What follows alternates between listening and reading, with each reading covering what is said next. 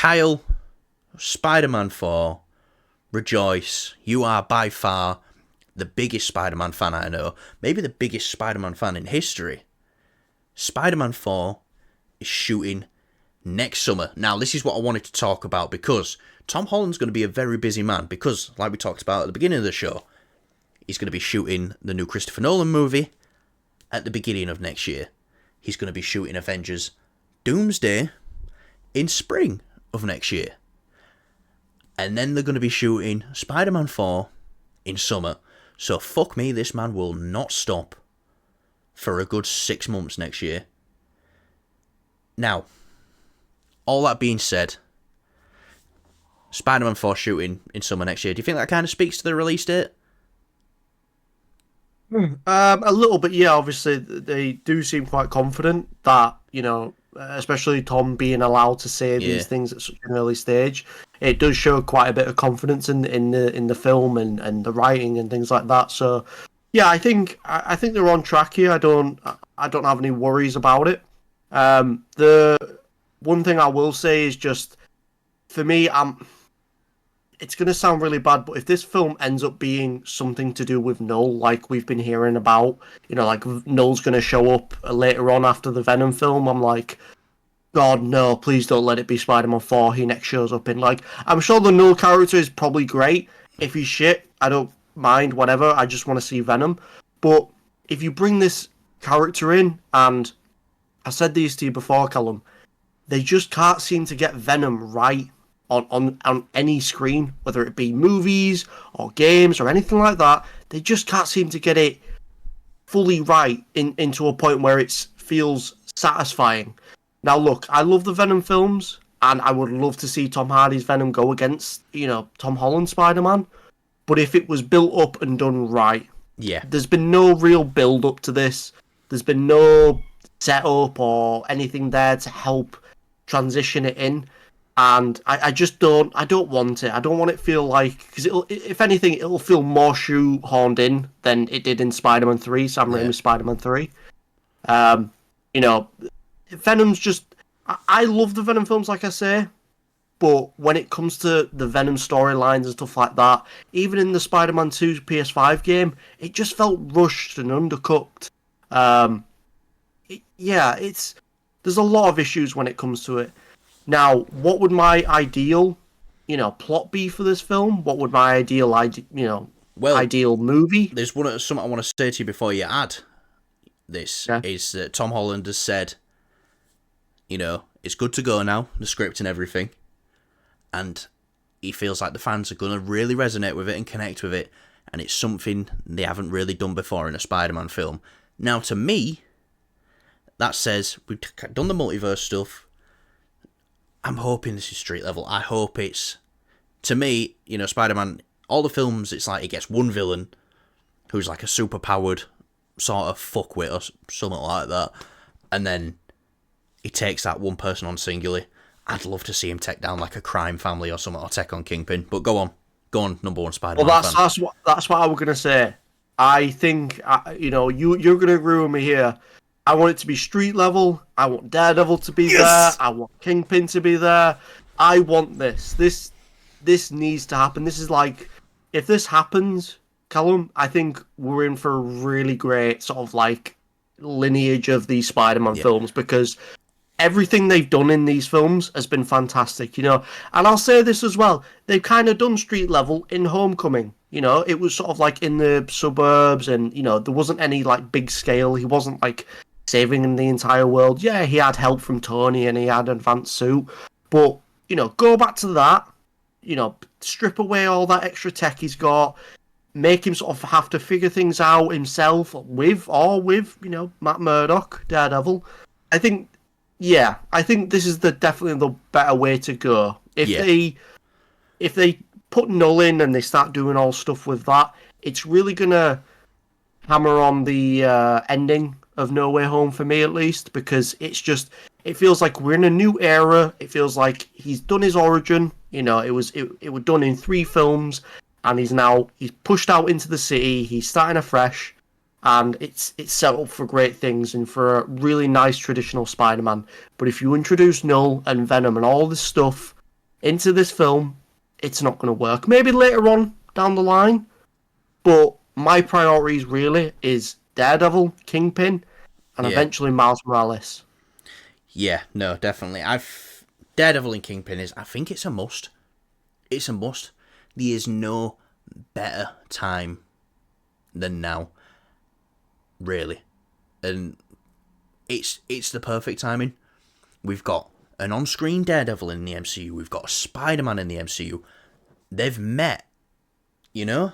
It seems like the Matt Murdock cameo in Spider-Man No Way Home was kind of a little bit of a tease to the future. And they can't let us down on that.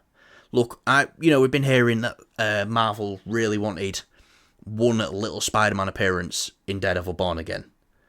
Sony wouldn't give it to him. Fair enough, it's Sony's property. That's not part of the deal. The deal's for films. But come on, get Matt Murdock in Spider-Man 4. Do you know how much money it will make? Now, it's not going to... I don't think Spider-Man 4 makes No Way Home money. I don't think a lot of films make No Way Home money. You know, this film nearly made $2 billion.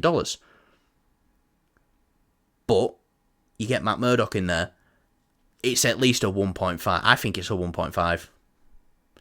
Look at the team up of Deadpool and Wolverine. People wanted to see it for years, and they got it. Now, I would say Hugh Jackman's Wolverine is more iconic than Tom Holland's Spider-Man and Charlie Cox's Daredevil, without a doubt. But people go to these things for the characters as well, and they want to see these characters interact. Even if the title for Spider-Man 4 is Spider-Man and Daredevil, trying to, copy some of that synergy, that's what I want. That's what I need. I would like that, yeah. Spidey, and the Daredevil. Spider-Man Devil's Reign or something like that. You know what I mean? Yeah. Yeah. Imagine if they they announce the title and it's called Spider-Man Born Again. Oh, that kind of works. That kind of works, though, because of where it got left off. You said that as a joke, and I forgot. I seen it in your eyes when you said it. Well, it was like, this kind of works as well, though. He was like, this title goes hard. Yeah. All right, I like that a lot, actually. Yeah, but then Marvel, Sony, you can take that as long as Daredevil's in the film. You can take that title. Yeah, but we all know what it's going to be. Spider-Man null again. So yeah. God, just give me Daredevil. That's all I want. That's all I want. That's all I kind of... Yeah, I feel like it feels like Sony wants to do the Sinister Six and something Venom related. Yeah. That's what Sony want to do. Whereas Marvel wants to stick with sort of like, stories that we don't get to explore that much. You got Miles, you got Kingpin, Daredevil. Give us that stuff. That's what we want. Sony just need to, Yeah, it's times like this. It's times like this where I am happy with Sony having the Spider-Man license when they're playing ball with Marvel. And because then we get these amazing Spider-Verse films that we wouldn't necessarily get. We get Morbius films that we get to laugh at, and Madam Web that we get to walk out halfway through. Not even, but Craven looks pretty good. Not gonna lie, I actually like the look of Craven. But it's times like this where I think, God, I wish Marvel had their rights. Because guess what? We wouldn't even be having this debate right now. We would have known a year ago, it's going to be Spider-Man and Daredevil. But because I've been going back and forth trying to figure out how to get it to work, when there's no figuring out about it, make it street level. That's what the people want. Yeah. I mean, they listened, especially with sort of like, No Way Home and stuff like that. And, I remember when they were talking about... I remember one of the... things they mentioned, I think it was someone working on it, and they were like saying we wanted to initially, before all the leaks and stuff like that, initially we wanted to set up a Spider-Man film where he's like having like a civil war with Doctor Strange, and it's going to be them two going not head to head fully, but they're not going to be on the same side necessarily. Spider-Man's going to be fighting for something else, and Doctor Strange's going to be fighting for something else. Not necessarily hating each other or anything like that, but not agreeing with each other. And hearing all the news and stuff like that, and it was ramping up. It was like oh shit, we're in for something good here, and I hope they can, because that's the only way for me at least where I can get that feeling again of excitement for this film. Yeah. If they announce that it's going to be Venom, or I start hearing things about Null and Venom and all these things, I'm just going to I'm excited to see Tom Hardy's Venom, Yeah. but I just my hope goes down for But that. then you get someone like it's reported that Destin Daniel Cretton's going to be the director of it. I want to see him do Daredevil action. Sorry, we're going to have to move off this topic because my willy keeps getting out whenever I mention Daredevil. Yeah, it's yours as well. Yes. Yes, slightly hard. Now, I didn't think that I would come into a Spider-Man topic and outrant Kyle and be, but it happened. I didn't shut the fuck up. We got our own 50-50. Yes.